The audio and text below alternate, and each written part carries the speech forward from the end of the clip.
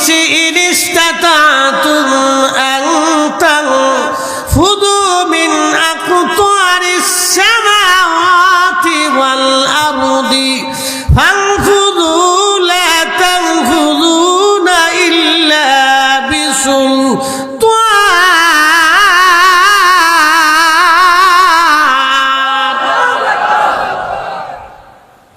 ইয়া মা'শারাল জিন ওয়াল ইনস, হে মানুষ এবং জিন, তোমরা যদি আমি আল্লাহর রাজত্ব ছাড়া আর কোন রাজত্ব পাও তো সেইখানে তোমরা পালিয়ে চলে যাও। শোনো, আমি আল্লাহর রাজত্ব ছাড়া আর কোথাও তোমরা রাজত্ব খুঁজে পাবে না। আমি আল্লাহর রাজত্ব ছাড়া আর কোন রাজত্ব পাবে না। ফাবি আইয়ি আলা'i রাব্বিকুমা তুকাযযিবান।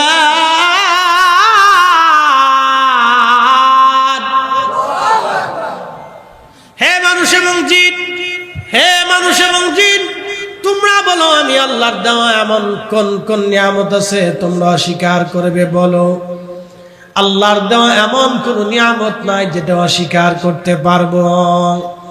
যদি মনে করেন যে আপনি আল্লাহর কোন নিয়ামত স্বীকার করবেন না, তাহলে বলেন আল্লাহর দেওয়া চোখের মতো একটা চোখ আপনি বানান, আল্লাহর দেওয়া জিহ্বার মতো একটা জিহ্বা আপনি বানান, আল্লাহর দেওয়া ঠোঁটের মতো একটা ঠোঁট আপনি বানান। অসম্ভব। জুলকারনাইন ডাক দিয়ে বলল, হে ইব্রাহিম, আপনার খোদা যদি এক হয়ে থাকে আর আপনি খোদার নবী যদি হয়ে থাকেন, তাহলে ভেড়ার পালদেরকে ডেকে এনে সাক্ষ্য দিতে বলেন। সাইয়েদনা ইব্রাহিম ডাক দিলেন, হে ভেড়ার দলেরা, তোমরা আমার কাছে আসো। ভেড়ার দলেরা ইব্রাহিম আলাইহিস সালামের কাছে আসলেন। আসার পরে ভেড়ার দলেরা ইব্রাহিম বললেন, হে ভেড়ার দল, তোমরা আমার আল্লাহর কালেমার সাক্ষ্য তোমরা দাও, আল্লাহর একত্বের সাক্ষ্য তোমরা দাও, আল্লাহর একত্বের সাক্ষ্য তোমরা দিতে থাকো। তখন প্রত্যেকটা ভেড়ার জবান খুলে গেল। ভেড়ারা বলতে লাগলো, লা ইলাহা ইল্লাল্লাহু ইব্রাহিম খলিলুল্লাহ। সমস্ত ভেড়ারা যখন লা ইলাহা ইল্লাল্লাহ আল্লাহ এক বলে সাক্ষ্য দিল, বাদশা জুলকারনাইন বলেন, হ্যাঁ ইব্রাহিম, আমার আর বুঝার বাকি নেই, আপনার আল্লাহ এক, আপনি আল্লাহর খলিল। তখন তিনি কালেমা পড়লেন।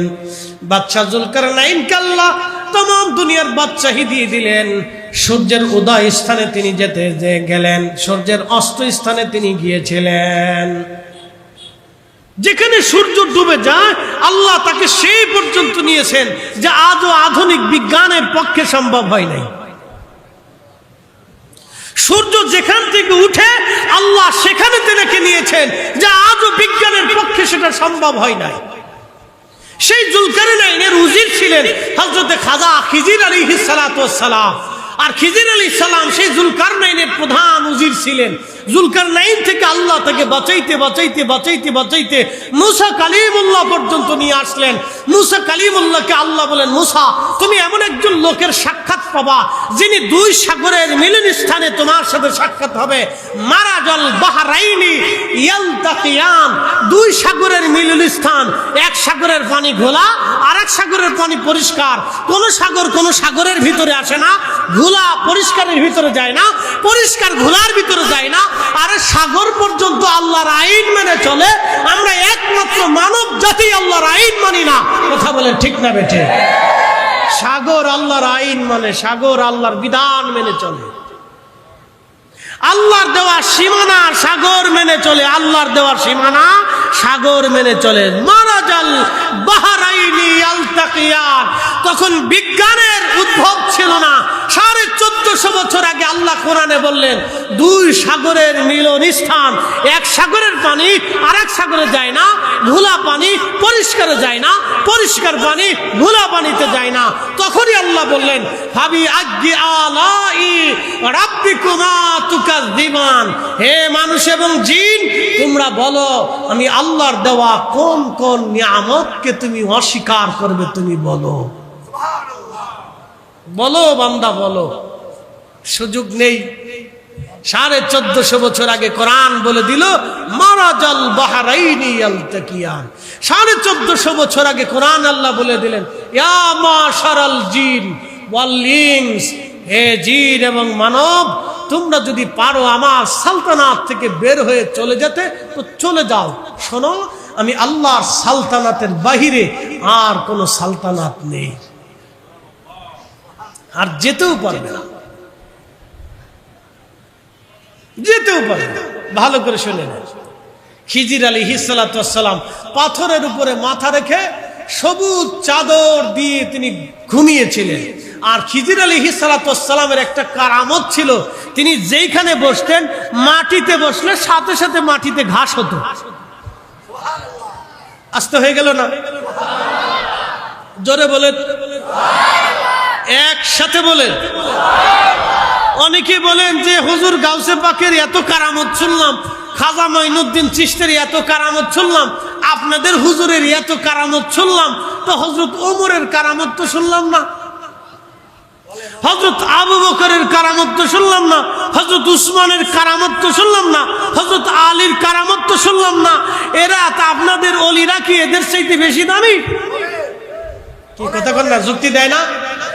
আপনাদেরকে আজকে শিখাই দিয়ে যাই, সারা জীবন মনে রাখবেন। আচ্ছা বলেন তো, হুজুর গাউসে পাক মহিউদ্দিন আব্দুল কাদের জিলানী কি রসুলের জমানার? না, তিনি নবী থেকে 400 বছর পরে। নবী থেকে কত বছর পরে? 400 বছর পরে। ভালো করে বুঝবেন। আর হযরত ওমর তো রসুলের জমানার, তো হযরত ওমর থেকে কারামত কেন আসলো না? শোনেন, যখন নবুয়াতের মুজিজা চলে তখন বেলায়েতের কারামত চলে না। কারণ নবীর জমানায় নবীজির মুজিজা চলতো। নবীর জমানায় যদি আবু বকরের কারামত শুরু হয়ে যায় তো হযরত রাসূল করিমের মুজিজার ইজ্জত নষ্ট হবে। কি কথা কন না কেন? নবীর জমানায় নবীর মুজিজা চলেছে, সেই সময় কোন সাহাবীর কারামত চলবে না। কারণ নবী উপস্থিত থাকা অবস্থায় রাসূল করিমের এত মুজিজা ছিল, সব নবীকে আল্লাহ যত মুজিজা দিয়েছে আমার রাসূলকে আল্লাহ তার চাইতে 70 গুণ বেশি দিয়েছে। একসাথে বলবেন আল্লাহু আকবার। তো নবীর জমানায় নবী উপস্থিত থাকতে আবু বকরের কারামত কেমনে হয়? বিয়াকেল নিজেই বুঝেন। নবী আর বেলায়েত এই দুইটা জিনিস, নবুয়ত বেলায়েত সে নিজেই বুঝে না।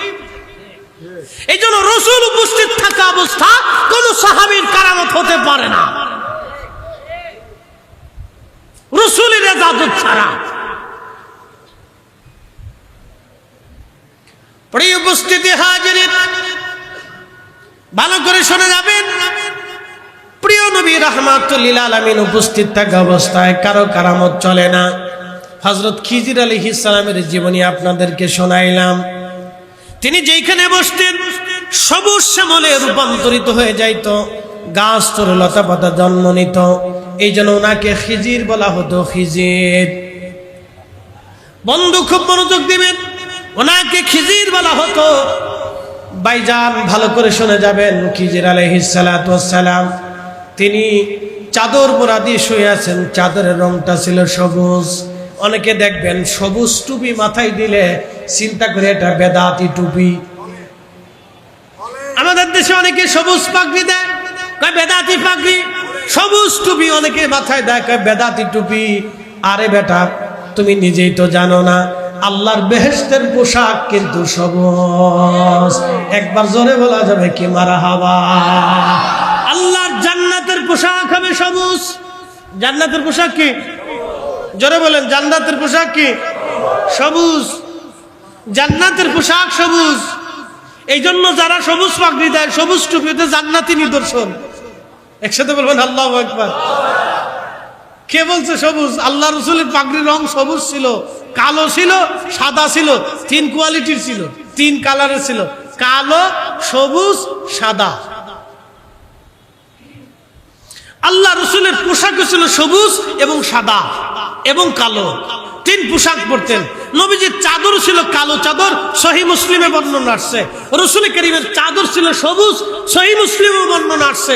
সাহাবায়ে কেরামে আমান থেকে সবুজ নকশা করা চাদর নবীকে উপহার দিতেন।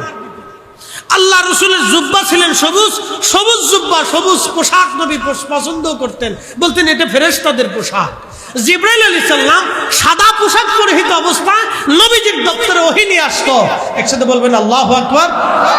বেহেশতের পোশাক সবুজ, এই জন্য পোশাক নিয়ে রাজনীতি করেন না, এত ফতোয়া মেরেন না, খালি ফতোয়া দিতে দিতে ইসলাম ল্যাংটা করে ফেলছেন এখন আপনারা, এটা শেষ করে ফেলছেন, এটা জান মেরে ফেলছেন। এখন মানুষ এখন বাবা মার কবর জিয়ারত পর্যন্ত ভুলে গেছে ডরে, যে কবরে যাবো কোনটা বেদাত হয়ে যায়। কি কথা কর না কেন? মুসলমান ডরে এখন দোয়াই করে না, কাহায় দোয়া করলে না কোনটা বেদাত হয়ে যায়। আই সর্বনাশ, ডরে দোয়া পর্যন্ত করে না। যে বাপের দোয়া বন্ধ করছে, মার দোয়া বন্ধ করছে, 14 গোষ্ঠীর দোয়া বন্ধ করছে, হ্যাঁ নামাজের পর্যন্ত দোয়া বন্ধ করে দিছে। কালকে মিশরের সবচেয়ে বড় মুহাদ্দিস সারা পৃথিবীর, মুহাদ্দিসুদ দুনিয়া, দুনিয়ার শ্রেষ্ঠ মুহাদ্দিস বর্তমান জমানার, মিশর আল আজহার বিশ্ববিদ্যালয়ের হাদিস ডিপার্টমেন্টের তিনি প্রধান ছিলেন, হাফিজুল হাদিস আল্লামা ওমর হাশিম রাহিমাহুল্লাহ ডক্টর, তিনি ইন্তেকাল করেছেন। তার জানাজা হলো, জানাজার পরে দেখলাম সমস্ত উলামায়ে আজহার, আল্লাহু আকবার, উলামায়ে আজহার বুঝছেন, উলামায়ে আজহার বুঝেন, উলামায়ে আজহার, আজহার বিশ্ববিদ্যালয়ের মতো বড় বড় উলামা, হাফিজুল হাদিস, হাদিস বিশারদ দুনিয়া কোথায় তালাশ করে পাবেন বলেন তো?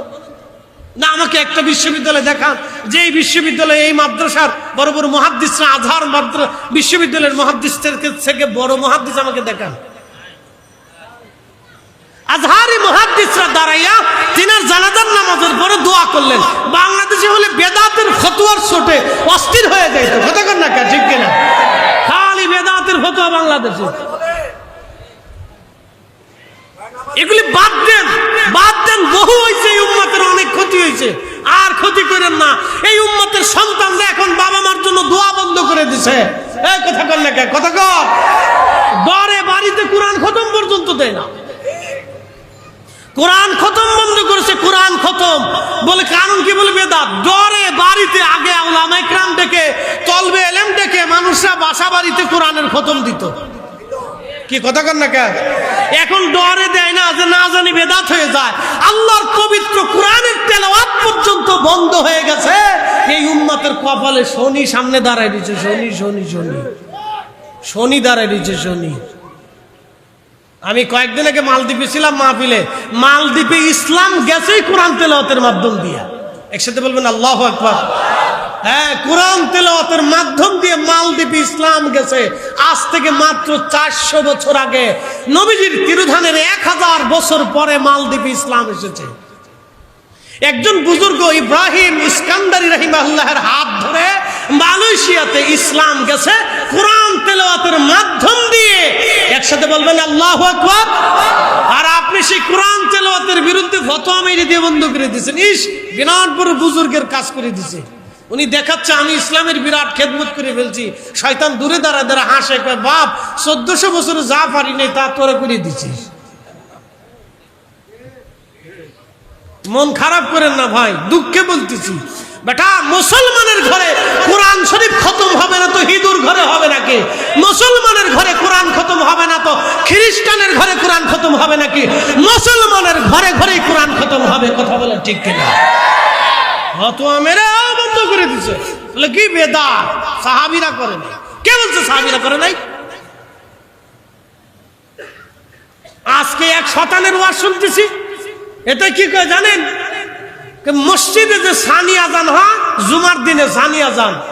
একসাথে বলেন কি আজান? জোরে বলেন কি আজান? সানি আজানটা নবীজির জমানাতে, সানি আজানটা রসুলের জমানাতে ছিল না। না না, ঠিক ছিল, নবীজির জমানাতে সানি আজানটা ছিল না। রসুলের জমানাতে একটা আজান ছিল, জুমার একটা আজান রসুলের জমানায় ছিল। সানি আজানটা হযরত উসমান গনি জিন্নুরাইন রাদিয়াল্লাহু আনহু চালু করছে। একটা আজান নবীজির জমানাতে ছিল, আর একটা আজান হযরত উসমান চালু করছে। তো তার বক্তব্য হলো, উসমান তো নবী না, তো রসুল যেটা চালু করে নাই, এই উসমানের বেদাত আমরা মানি না। কি বুঝলেন আপনি? কথা কন না কেন? হযরত উসমান গনিকে, যার কাছে রাসূল করিম 2 জন নূর কন্যা বিবাহ দিয়েছে, হযরত উসমানের ভুল ধরা মানে নবীর ভুল ধরা। কথা কন না কেন? উসমানের দেওয়া সুন্নতকে অস্বীকার করে, আমরা মনে করি তারা মুসলমান না, তারা নব্য খারিজি খারিজি খারিজি। কথা বলেন ঠিক না? খারিজিরা সাহাবী মানতো না, খারিজিরা সাহাবী, কথা বলেন, খারিজিরা সাহাবী মানতো না। এই জন্য নব্য খারিজিরা সাহাবীদেরকে কৌশলে অস্বীকার করে। ভালো করে শুনে যাবে। উম্মতে বলছি না, উম্মতের আরো কঠিন দিন আসতেছে সামনে, এখনই সচেতন হতে হবে। এখন বলেন কোরআন তেলাওয়াত ঘরে ঘরে চলবে? না না, ভয় নাই, ভয় নাই, জোরে বলেন চলবে। মিলাদ মাহফিল ঘরে ঘরে চলবে, আমাদের নিজেদের প্রয়োজনে চলবে। কথা কোন ঠিক কিনা? এখন কারো ভালো লাগলে যদি আসে তো দাওয়াত দিবেন, যে না আসে তার আর দাওয়াতেরই দরকার নেই। আমার কথা জোরে বলেন, হাত উঁচা করে বলেন ঠিক কিনা? যে দোয়া মানে না তার দাওয়াত দেওয়ার দরকার নাই, যে মানে তার দাওয়াত দিবেন। কথা কোন ঠিক কিনা? আল্লাহ বেশি বেশি দোয়া করার তৌফিক দিক, জোরে বলেন আমিন। দুয়ায় গুনাহ মাফ হয়, দুয়া আসমান থেকে রহমত আসে, দুয়ায় ঘরের বরকত আসে। হযরত সাইয়েদনা রাসূল করিমের সাহাবী, নবীজির খাদেম, খাদিমুর রাসূল হযরত আনাস ইবনে মালিক রাদিয়াল্লাহু আনহু তিনি প্রত্যেক দিন ফজরের নামাজের পরে বাড়ি যাইতেন। ওনার 100-র মতো সন্তান ছিল। হযরত আনাস রাদিয়াল্লাহু আনহু সারা রাত কোরআন পড়তেন, কোরআন খতম দিতেন, মসজিদে তাহাজ্জুদ পড়তেন, ফজর পরে বাড়ি যাইতেন। বাড়ি যাওয়ার পরে 2-1 পারা কোরআনের বাকি অংশ রেখে দিতেন। বাড়িতে যা সন্তানদেরকে ডাক দিতেন, ডাক দিয়ে বাকি কোরআনের অংশ তেলাওয়াত করতেন। তেলাওয়াত করার পরে হযরত সাইয়েদনা আনাস রাদিয়াল্লাহু আনহু তিনি সন্তান নাতিনাত করে নিয়ে দোয়া শুরু করতেন। দোয়া শেষ হলে বলতেন, হে আমার নাতিরা, আমার সন্তানরা, আমি আমার মাসুক নবীর জবান থেকে শুনছি কোরআন খতমের পরে যেই দোয়া হয় সেই দোয়া আল্লাহর দরবারে কবুল হয়। আমরা বেশি বেশি কোরআন খতম দিব, বাড়িতে মিলাদ দিয়ে কোরআন শরীফ খতম দিয়ে দোয়া করাবো। কথা বলেন ঠিক না বেঠিক? আল্লাহ কবুল করুক, জোরে বলেন আমিন। আরো জোরে বলেন আমিন। খালি কোরআন খতম চলবে, মিলাদ মাহফিল চলবে, দোয়া দুরুদ চলবে, কবর জিয়ারত চলবে, ফাতিহা চলবে, আল্লাহ চালাইবার তৌফিক দিক, জোরে বলেন আমিন। উম্মতের বহু ক্ষতি হয়েছে। এই উম্মতের বহু যুবক এখন দোয়াই করে না। এই উম্মতের বহু যুবক এখন দোয়াই মানে না। এই উম্মতের বহু যুবক দোয়ার মজলিসে বসেই না। আহা, ইতিহাস ভুলে গেছে এই উম্মত, উম্মত ইতিহাস ভুলে গেছে। এই উম্মতের বহু মুসলমান এখন নবীর দুরুদের মজলিসে বসতে ভয় পায়, না জানি বেদাত হয়ে যায়। কি আশ্চর্য! বহু উম্মত আজকের মাহফিলেও বসতে ভয় পাচ্ছে, হায় হায় ওখানে গেলে না জানি কি গুনাহ করে ফেলি। ভালো করে বুঝে যাবেন, শয়তান খুশি হয়ে যাচ্ছে, আমাদের কিচ্ছু ক্ষতি হবে না, শয়তানের লাভ হয়ে যাবে, অনেক বড় লাভ হবে। আর যে শয়তানের পদাঙ্ক অনুসরণ করবে তার ধ্বংস এসে যাবে। প্রিয় উপস্থিতি, কথা ভালো করে বুঝে যাবেন। অধিক পরিমাণে বাড়িতে দোয়া করাবেন, কোরআনের আওয়াজ দিবেন। বলে কারণ কি? যেই ঘরে কোরআনের আওয়াজ হয় সেই ঘর কখনো বরকত শূন্য থাকে না। যেই ঘরের ভিতরে দোয়া হয়, যেই ঘরের নবীর দুরূদ হয়, ওই ঘরে বরকত শূন্য থাকে না, কখনোই বরকত শূন্য থাকে না। সেই ঘরটা বরকত ওয়ালা হয়ে যায়। একসাথে বলবেন আল্লাহু আকবার। বরকত ওয়ালা হয়ে যায়। আপনাদেরকে আরো বুঝাই দিয়ে যাই, আমার টাইম শেষ, লম্বা বাড়ানো যাবে না। 1-2 মিনিট হয়তো বাহিরের মাইক চলবে, কথা বলে দিয়ে যাই। এখানে নির্দিষ্ট সময় সীমা আছে, তো খুব ভালো করে শুনে যাবেন। টাইম আমার শেষ, 2টা কথা বলে দিয়ে যাই। মুহাম্মাদুর রাসূলুল্লাহ সাল্লাল্লাহু আলাইহি ওয়াসাল্লাম, এই শব্দটা আজানে আমরা দিছি না আল্লাহ দিছে? আজান কিন্তু নবীজি প্রণয়ন করেন নাই, আজান আল্লাহর পক্ষ থেকে স্বপ্নে ওহী এসেছে। একসাথে বলবেন আল্লাহু আকবার। কিসে এসেছে? স্বপ্নে। স্বপ্নে জিবরাইল আনেন নাই, স্বপ্নে আল্লাহর নবীর কাছে স্বপ্নে আল্লাহ আজান পাঠিয়েছেন। নবীদের স্বপ্ন ওহী, নবীদের স্বপ্ন ওহী। ভালো করে শুনে যাবেন, আজানে মুহাম্মদুর রাসূলুল্লাহ শব্দ আমরা লাগাইছি না আল্লাহ লাগাইছে? এবার আপনাদেরকে ব্যাখ্যা করে শোনাই। ঢাকা শহরে যখন মাগরিবের আজান হয়, ঠাকুরগাঁওতে কি তখন আজান হয় না একটু পরে হয়? ঠাকুরগাঁর পরে যাওয়ার পরে কলকাতায় গেলে কি ঠাকুরগাঁর সাথে হয় না আর একটু পরে হয়? যত পশ্চিমে যাবে আজান কি তত আগে হয় না একটু একটু করে পরে হয়? তার মানে সারা পৃথিবীতে এক সময় এক মুহূর্তে মাগরিবের আজান হয় না। ভালো করে বুঝে যাবেন, সারা দুনিয়াতে এক সময়ে এক মুহূর্তে মাগরিবের আজান, আমাদের ছোট্ট বাংলাদেশে এক সময় এক মুহূর্তে সব জায়গায় মাগরিবের আজান হয় না, 1 মিনিট আঁক পিস করে মাগরিবের আজান হয়। এর অর্থ কি জানেন? পৃথিবীর কোনো মিনিট, কোনো ঘন্টা আল্লাহর জিকির ছাড়া থাকে না, আজানের আওয়াজ ছাড়া থাকে না। এর অর্থ হলো আজান যেহেতু চলে, একামত যেহেতু চলে, তো আজানের পরে আমার রসুলের নামও আল্লাহর নামের পরে ওই সময় চলতে থাকে, নবীদের জিকিরও বন্ধ হয় না। এই জন্য আমরা নবীর দুরুদের মজলিস কায়েম করা বন্ধ করব না। হাত উঁচা করে বলেন ঠিক না বেঠে? বন্ধ হবে? বন্ধ হবে? আপনাকে ভূগোল দিয়ে বুঝাইলাম, একটা মিনিটও রসুলের আজানের আওয়াজ ব্যতীত পৃথিবী থাকে না। একটা এমন কোন ঘন্টা নাই, এমন কোন 10টা মিনিট নাই যেই মিনিটে আজান বন্ধ হয়। তার অর্থ হলো সারা পৃথিবীতে কোনো না কোনো সময় আজান চলতেছে, কোনো না কোনো সময় একামত চলতেছে, কোনো না কোনো সময় তাশাহুদ চলতেছে। যেহেতু তাশাহুদ চলে সেহেতু নবীর সালাম চলে, যেহেতু আজান চলে সেহেতু নবীর নাম চলে, যেহেতু খুতবা চলে সেহেতু নবীর নাম চলে, যেহেতু তাশাহুদ চলে, নামাজ চলে, সেহেতু নবীর সালাম চলে। অতএব পৃথিবীর কোনো মিনিট নামাজ ব্যতীত থাকে না, পৃথিবীর কোনো মিনিট আজান একামত জিকির ব্যতীত থাকে না। যেহেতু আল্লাহর জিকির চলে সেহেতু নবীর নাম চলে, আর যেহেতু নবীর নাম চলে সেহেতু কোনো মিনিট নবীর নাম ব্যতীত থাকে না। অতএব আমরাও সুন্নিরা, মুসলমানরা, তরিকতপন্থীরা, আমরাও রসুলের দুরুদ সালাম কখনো ছাড়ব না। নবীর দুরুদ সালামের মজলিস আমরাও কায়েম করব। কথা বলেন ঠিক না বেঠে? আল্লাহ তৌফিক দিক, সকলে বলেন আমিন। চলবে না বন্ধ হবে? একসাথে বলেন নবীর দুরুদ সালাম চলবে না বন্ধ হবে? আল্লাহ চালাইবার তৌফিক দিক, জোরে বলেন আমিন। কারো ফতোয়া বন্ধ করেন না, কারণ যিনি ফতোয়া দিবেন কিয়ামতের ময়দানে তারে পাবেন না, তারে পাওয়া যাবে না, তাকে পাওয়া যাবে না। আচ্ছা, অনেকে বলেছেন হুজুর মাজার জিয়ারত করা যাবে কিনা? আপনার যতবার মন চাই ততবার করবেন। জিয়ারত করা সুন্নত, সুন্নতে রসুল, সুন্নতে সাহাবা, কোনো চিন্তার কারণ নেই। নবী বলতেন নাহিতুকুম আন জিয়ারাতিল কুবুর, তোমাদেরকে কবর জিয়ারত নিষেধ করতাম, ফাজুরুহা, তোমরা বেশি বেশি জিয়ারত করো। একসাথে বলবেন আল্লাহু আকবার। না হয় না, আরো জোরে বলেন। এখন আপনাদেরকে বুঝাই, এখানে মা মারা গেছে, বাবা মারা গেছে, কার কার একটু হাত উঁচা করেন তো, একটু দেখি। মা বাবা কেউ না কেউ মারা গেছে, তার মানে সংখ্যা বেশি। হাত নামান। সংখ্যা তুলনামূলক একটু বেশি হবে, কারো না কারো বাবা মা ইন্তেকাল করছে। জিয়ারত শব্দের অর্থ কি? সাক্ষাৎ। আবার বলি, জিয়ারত শব্দের অর্থ কি? সাক্ষাৎ। আপনি কবরের পাশে যায় কি বলেন? আসসালামু আলাইকুম ইয়া আহলাল কুবুর ওয়াল মুসলিমিন ওয়াল মুসলিমাত, মুসলমান অথবা মুসলিমা, নারী এবং পুরুষ কবরের পাশে যায় কবরওয়ালাদেরকে সালাম দিলেন। এখন প্রশ্ন, আপনি যার সাক্ষাৎ এলেন, কি হইল?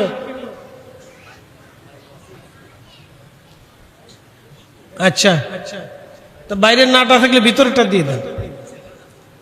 তো মনোযোগ দেন, যে কথা বলছিলাম, জিয়ারত শব্দের অর্থ হলো সাক্ষাৎ।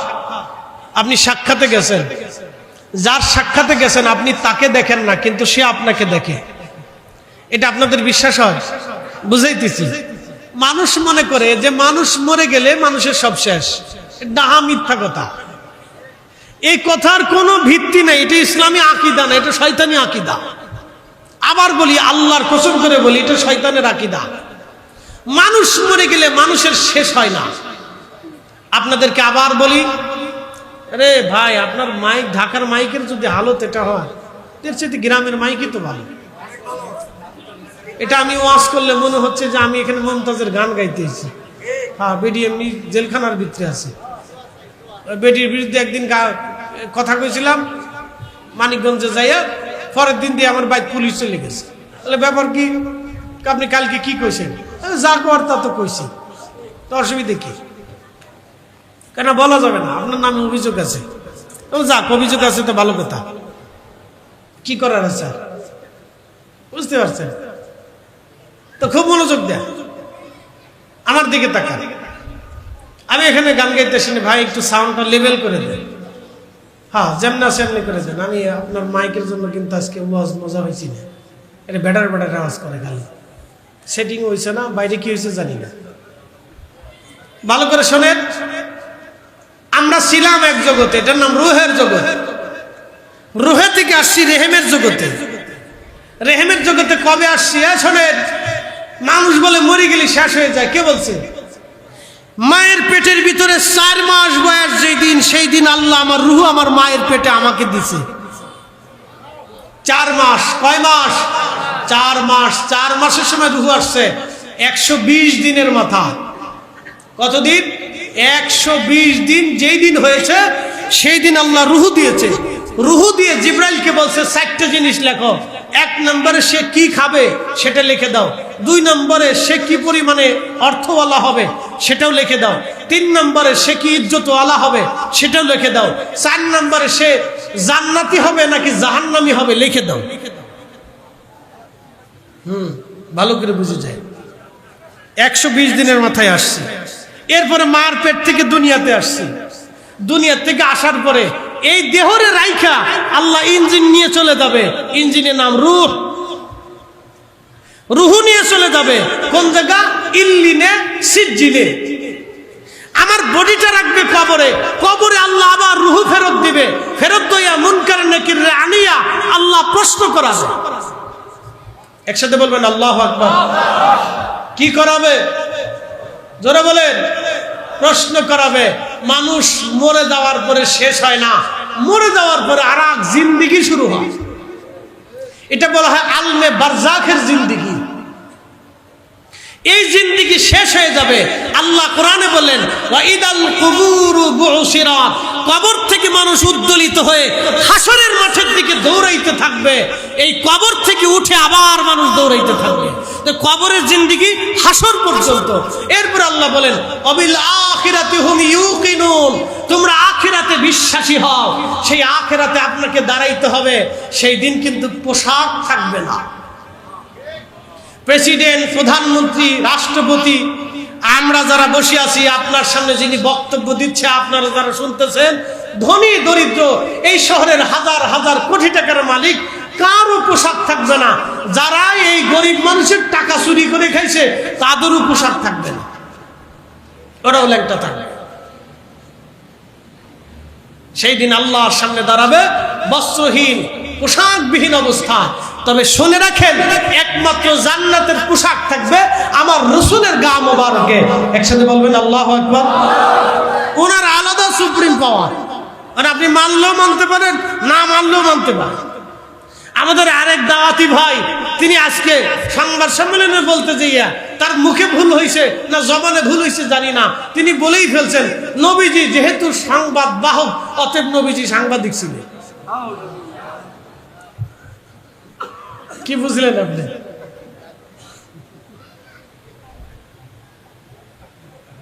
বক্তা যদি এত ভুল করে তো সমস্যা, তার বোঝা গেল ব্রেনের সমস্যা হয়েছে, চিকিৎসার দরকার। দোয়া করি ভাইদের জন্য, আল্লাহ তাদের জন্য আমরা দোয়া করি, তাদের জন্য আল্লাহ সুস্থতা দেন। সকলে বলে না আমিন। এ কথা কি হইল? আচ্ছা বলেন, এই কথা কি কোরআন সম্মত কথা না কোরআনের বাহিরে? একসাথে বলেন, কোরআন সম্মত না কোরআনের বাহিরে? আল্লাহ বলেন ওমা আরসালনাকা ইল্লা রাহমাতাল লিল আলামিন, तमाम জগতের জন্য রহমত হিসেবে পাঠাইছি। আল্লাহ বললেন কামা আরসালনা ফীকুম রাসূলা রাসূলাম মিনকুম ইয়াতলু আলাইকুম আয়াতিনা ওয়া ইউযাক্কিকুম ওয়া ইউআল্লিমুকুমুল কিতাব ওয়াল হিকমা, আপনাকে রাসূল বানায় পাঠাইছি, কিতাব শিক্ষা দিবেন, কোরআন শিক্ষা দিবেন, হিকমত শিক্ষা দিবেন, আপনি তাদেরকে দিন দুনিয়া জিন্দেগি শিক্ষা দিবেন। আপনাকে মুআল্লিম বানাইয়া শিক্ষক বানায় পাঠাইছি। আমার ভাইজান বলে ফেললেন তিনি সাংবাদিক। আবার কেউ বললেন তিনি নিরক্ষর, আবার কেউ বললেন তিনি শুধুমাত্র রাসূল, তিনি আল্লাহর দাস। এই সমস্ত অবান্তর অবাঞ্ছিত কথা, এগুলি কি না বললে দ্বীনের দায়ী হওয়া যায় না? এগুলিই বলতে হবে দায়ীদের। আমার দিকে দেখেন, দ্বীনের দায়ীরা কি এগুলি বলবে? দ্বীনের দায়ীরা কি আমার রাসূলকে ছোটখাটো করে বলবে? তার সম্পর্কে কি আরেকটু গবেষণার প্রয়োজন ছিল না? তার সম্পর্কে কি আরেকটু বুঝার প্রয়োজন ছিল না? তো দ্বীনের দায়ী কি করে হলেন আপনি? আহা, এবং এই দিনের দায়ীদেরকে আল্লাহ বুঝ দান করুন, সকলে বলে না আমিন। তাদেরকে রসুল সম্পর্কে আরেকটু বুঝার তৌফিক দিক। আল্লাহ বলেন, ইয়া আইয়ুহান নবী ইন্না আরসালনাকা শাহিদা, শাহিদ বানায় পাঠাইছি, মুবাশশিরা, সুসংবাদকারী বানায় পাঠিয়েছি, নাযীরা, বিধি প্রদর্শনকারী করে পাঠিয়েছি, ওয়া দাইয়ান ইলাল্লাহ, আল্লাহর দিকে ডাকনে বলা করে পাঠিয়েছি, ওয়া সিরাজাম মুনীরা, উজ্জ্বল প্রদীপ করে বানিয়েছি। একসাথে বলবেন আল্লাহু আকবার। নবীজির শান কি আমরা বাড়াইছি না আল্লাহ বাড়াইছে? নবীজির লকব কি আমরা দিছি না আল্লাহ দিছে? আপনাকে সাংবাদিক বলতে হবে কেন? এ কথা আপনার তো বলার প্রয়োজন নেই। আপনি তো দায়ী আল্লাহ, আপনি তো দায়ী, তো দায়ীর জবান থেকে তো রসুল সম্পর্কে কথা আসতে পারে।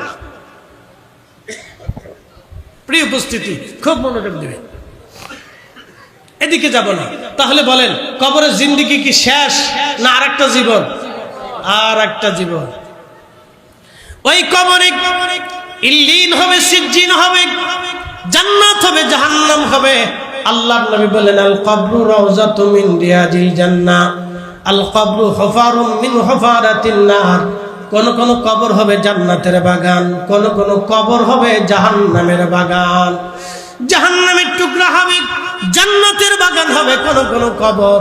এই জন্য কবর জান্নাতের বাগান হবে, কারো কবর রওজা হবে। ইমাম বুখারী 40 বছর না, ইমাম বুখারীর কবর দেওয়ার পরে 16 বছর পর্যন্ত ওনার কবর থেকে জান্নাতের ঘ্রাণ এসেছিল। একসাথে বলবেন আল্লাহু আকবার। কত বছর? ইমাম বুখারী 16 বছর কবর থেকে বেহেশতের ঘ্রাণ এসেছিল, 16 বছর। এখন বলেন, বুখারী বলো না হযরত আবু বকর বলো? ইমাম বুখারী কি বড় না হযরত আবু বকর বড়? হযরত আবু বকরের জুতা মুবারক না, জুতার সাথে যে ধুলা লেগেছিল, এই ধুলা যদি এক পাল্লায় দেন, আর ইমাম বুখারী না তামাম সমস্ত বুখারীদেরকে যদি আর এক পাল্লায় দেন, তাহলে এই হযরত আবু বকরের সেই ধুলা আর ওজনের সমান হবে না। মনে রাখেন, তিনি আবু বকর রাদিয়াল্লাহু আনহু, তিনি আবু বকর, এই উম্মতের শ্রেষ্ঠ ব্যক্তি তিনি। মনে রাখবেন, তার কবর দেওয়ার পরে তার কবর থেকে বেহেশতের ঘ্রাণ কেউ পায় নাই, কিন্তু ইমাম বুখারীর কবর থেকে ঘ্রাণ আসলো। একসাথে বলবেন আল্লাহু আকবার। বুঝে যাবে নাকি? জিয়ারত করবে, ওলিরা কবরে জিন্দা। একসাথে বলবেন আল্লাহু আকবার। ওলিরা কবরে কি দেখেন? তারা রূহের জগতে জিন্দা, তারা দেখেন। আপনি যে জিয়ারতে গেছেন, তারা দেখে কি আসলো। আপনি যে দাঁড়াইয়া ফাতিহা পড়ছেন, ফাতিহা পড়ে দোয়া করছেন, তারা দেখলো যে আমার জন্য কে হাদিয়া পাঠাইলো। একসাথে বলবেন আল্লাহু আকবার। উসিলা, অবশ্যই উসিলা ধরবে, উসিলা অবশ্যই ধরবে। বলে কারণ কি? উসিলা যে ধরে না, সে কোরআন নিজেই মানে না। উসিলা অবশ্যই ধরবেন। উসিলা ছাড়া অনেক সময় দোয়া কবুল হয় না। হযরত ওমরের মতো সাহাবী নিজে উসিলা ধরছেন। আরেকটু বুঝাই, সুনানুদ দারিমিতে ইমাম মুহাদ্দিসুদ দুনিয়া ইমাম দারিমি রাহিমাহুল্লাহ, তিনি একটা হাদিস লিখছেন একবারে বিশুদ্ধ সনদে। ইমাম দারিমি সুনানুদ দারিমিতে হাদিস লিখছেন, সম্ভবত 3 নম্বর হাদিস হবে।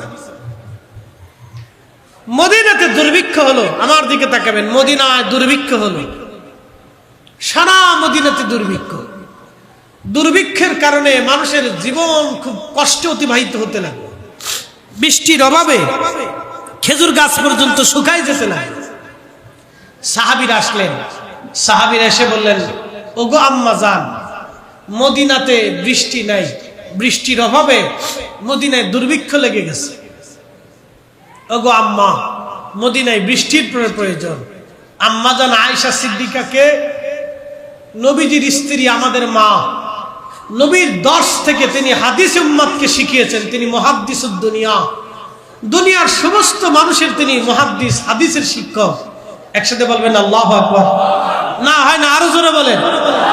আম্মা জান আয়েশা, তিনি দুনিয়ার সব মুমিন মুসলমানের হাদিসের শিক্ষক। তিনার থেকে 2200 হাদিস উম্মত সংগ্রহ করেছে। 2200 হাদিস। কত হাদিস? 2200 হাদিস এই উম্মত উনার থেকে সংগ্রহ করেছে। মানে মুহাদ্দিসুদ দুনিয়া, এই উম্মতের সমস্ত উম্মতের হাদিসের শিক্ষক তিনি। আম্মা জান আয়েশা সিদ্দিকা রাদিয়াল্লাহু আনহা, তিনি আমার রাসূলের সহধর্মিনী, তিনি আমাদের মা, মুমিনের মা। আমি অল্পতে তার পরিচয় তুলে ধরলাম। হযরত আম্মা জান আয়েশা সিদ্দিকা রাদিয়াল্লাহু আনহা তিনি বর্ণনা করতেছিলেন, লোকেরা এসে বলল, আম্মা জান মদিনাতে বিরাট দুর্ভিক্ষ, পানির অভাব, পানির বড় প্রয়োজন, মা পানির লাগবে।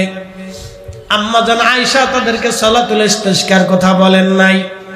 আম্মা জান আয়েশা বললেন, তোমরা আমার রাসূলের রওজা শরীফের উপর থেকে খেজুর পাতার যে ছাউনি আছে সেই ছাউনি তোমরা সরাইয়া দাও। বুঝে যান, নবীজিকে ইন্তেকাল করার পরে যে ঘরের ভিতরে দাফন করা হলো সেই ঘরটাই নবীজির হুজরা মোবারক। আম্মা জান আয়েশা সিদ্দিকা রাদিয়াল্লাহু আনহার উরু মোবারকের উপরে নবীজি মাথা মোবারক রেখে ইন্তেকাল করলেন। ইতিহাস জেনে যাবেন, ইন্তেকাল করলেন। ওইখানেই নবীজি যেখানে ইন্তেকাল করেছিলেন সেখানে নবীজিকে দাফন করা হয়েছিল। সেখানটাই ছিল হযরত আম্মা জান আয়েশার হুজরা মোবারক এবং নবীজির হুজরা মোবারক। ওখান থেকে নবীজি হেঁটে হেঁটে হেঁটে হেঁটে মিম্বর শরীফে এসে নামাজ পড়াইতেন, আবার হুজরায় যাইতেন, নামাজ পড়াইতেন, আবার হুজরায় যাইতেন, যাইতেন আসতেন, যাইতেন আসতেন। যাওয়া আসার কারণে আল্লাহ বলে দিলেন, হাবিব এই অংশটুকু রিয়াজুল জান্নাহ, রাউযাতুম মিন রিয়াজুল জান্নাহ। মসজিদে নববীতে রিয়াজুল জান্নাহ আসেনি? এই সেই রিয়াজুল জান্নাহ, এই সেই রিয়াজুল জান্নাহ, যে রিয়াজুল জান্নাতে আপনারা যে হাজিরা দোয়া করেন, আল্লাহ আপনি আমাকে মাফ করে দেন, আমি রিয়াজুল জান্নাতে বইছি, রিয়াজুল জান্নাতে আপনার কাছে দোয়া করতেছি, আল্লাহ রিয়াজুল জান্নাহ রসিলে আপনি আমাকে মাফ করে দেন, আমি এমন এক জায়গা বইছি। আচ্ছা বলেন তো, ওই জায়গা মক্কাতে নাই, ওই জায়গা বাইতুল আকসাতে নাই, ওই জায়গা পৃথিবীর কোন মসজিদে নাই, তো মসজিদ নববীতে ওই জায়গাটা হলো কেন? কথা বুঝেন নাই?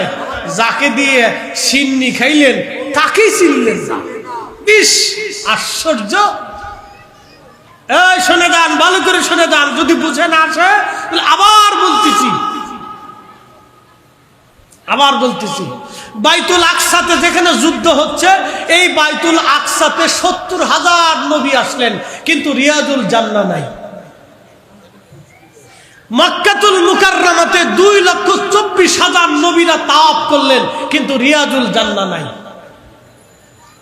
রিয়াজুল জান্নাহ শুধু মদিনাতুন নববীতে, নবীর মসজিদে, নবীজির হুজরা শরীফ থেকে মিম্বর, মিম্বর থেকে হুজরা, এইটুকু আল্লাহ রিয়াজুল জান্নাহ ঘোষণা দিয়ে দিলেন। কারণ এইটুকে নবীজি বারবার বারবার যাইতেন আসতেন, যাইতেন আসতেন, যাইতেন আসতেন। একসাথে বলবেন আল্লাহু আকবার। নবীর কারণে। একসাথে বলেন কার কারণে? নবীর কারণে, রিয়াজুল জান্নাহ। আম্মা জান আয়েশা বললেন, হে আমার সাথীরা, সাহাবীরা, তোমরা নবীজির রওজা শরীফের উপর থেকে যে ছাদ আছে, খেজুর পাতার যে ছাউনি আছে, ছাউনি তোমরা সরাইয়া দাও। এই ছাউনি সরাইয়া দেওয়ার পরে সাহাবীরা যখন সরিয়ে দিলেন, সরিয়ে দেওয়ার পরে সাহাবীরা লক্ষ্য করলেন আকাশ জুড়ে মেঘ আসলো। একাধারে 7 দিন পর্যন্ত মদিনায় বৃষ্টি নামলো। বৃষ্টি এত পরিমাণে হলো, মদিনাতে তখন মাটি দিয়ে ঘর বানানো ছিল। এখন যদি আপনি বদরে যান তো দেখবেন, বদরে যে সাহাবীরা বসবাস করতেন, সেই সাহাবীদের ঘর বাড়ি এখনো পরিত্যক্ত অবস্থায় আছে। মাটি দিয়ে বানানো সেই ঘর বাড়ি বদরে এখনো আছে, সেই মাটির ঘর এখনো আছে। প্রিয় নবীজির মদিনাতের মাটির ঘরগুলি দুর্বল হয়ে গেল, কোন কোন দেওয়াল ভেঙে যাচ্ছে পানির তাড়নায়। সাহাবীরা আসলেন, আম্মা জান আর বৃষ্টির কোনো প্রয়োজন আমাদের নাই, বৃষ্টি বন্ধ হওয়ার দরকার। আম্মা জান বললেন, সাহাবীরা রে, তোমরা নবীজির রওজা শরীফের উপর থেকে যেই ছাদ ফাঁকা করে দিয়েছিলা, খেজুর পাতার যে ছাউনি তোমরা সরিয়ে দিয়েছিলা, সাহাবীরা সেই ছাউনি তোমরা আবার পুনরায় নির্মাণ করে দাও। সাহাবীরা পুনরায় আবার সেই ছাউনি নির্মাণ করে দিলেন। ছাউনি নির্মাণ করে দেওয়ার পরে আবার বৃষ্টি বন্ধ হয়ে গেল। সাহাবীরা এই ঘটনা করার পরে মুহাদ্দিসরা ইকরাম ব্যাখ্যা করলেন, কি জানেননি? মুহাদ্দিসরা ব্যাখ্যা হলো, এই আকাশ ফাঁকা হয়ে যাওয়ার পরে আকাশ যখন রওজা শরীফ দেখলো, তখন আমার আল্লাহ রহমতের বৃষ্টি আকাশ থেকে দেওয়া শুরু করলেন। আবার যখন ছাদ বন্ধ করে দেওয়া হলো, তখন রওজা শরীফ দেখা বন্ধ হয়ে গেল। তখন আকাশের কান্না বন্ধ হয়ে গেল। আকাশের কান্না বন্ধ করে বৃষ্টি আল্লাহ রাব্বুল আলামিন বন্ধ করে দিলেন। দেখেন, আম্মা জান আয়েশা ইচ্ছা করলে সাহাবীদেরকে সলাতুল ইস্তিসকায় দাঁড়া করাই দিতে পারতেন, কিন্তু আম্মা জান তাহা করেন নাই। বরং আমাদের আম্মা জান আমার নবীর উসিলা দিয়া, আমার নবীর রওজা শরীফের উসিলা দিয়া আমার নবীজির বিবি, আমাদের মা আম্মা জান আয়েশা সিদ্দিকা আল্লাহর আকাশ থেকে বৃষ্টি নামাইলেন। একবার জোরে বলা যাবে কে মারহাবা? আবার বলি শোনেন, আবার বলি শোনেন, শোনেন। আম্মাজান আয়েশার হাতের চাইতে দামি হাত কোন নারীর আর আছে না? একসাথে বলেন, একসাথে বলেন, আছে? কোন হাত বলেন তো? যেই হাত আল্লাহ রসুলের খেদমত করছে। কথা ঠিক আছে না? যে হাত আল্লাহ নবীর খেদমত করেছে, নবীর জন্য খাবার বানিয়ে দিয়েছে, নবীর সামনে খাবার আগায় দিয়েছে, রসুল করিমের এই কাপড় চোপড় ধুয়ে পরিষ্কার করে দিয়েছে, নবীজির বিছনা বানিয়ে দিয়েছে, যেই হাত রসুল করিমের সর্ব খেদমত যে হাত মোবারক করেছে, সে হাতের নাম আম্মা জান আয়েশা সিদ্দিকার হাত।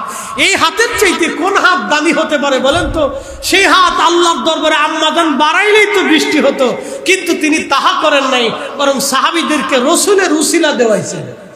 আপনি উসিলা মানেন না, না? আম্মা জান আয়েশা নিজে উসিলা মানছে, আর আপনি কোথাকার লাটসাব হয়ে পড়ছেন,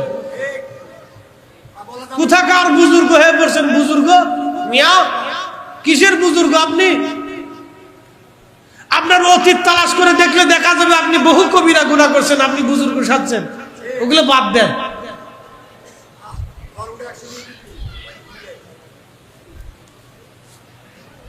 শুনে যান, আম্মা জান আয়েশার মতো মহা মহিয়সী নারী, তিনি আল্লাহর রসুলের উসিলা ধরে আকাশ থেকে বৃষ্টি নামাইছেন।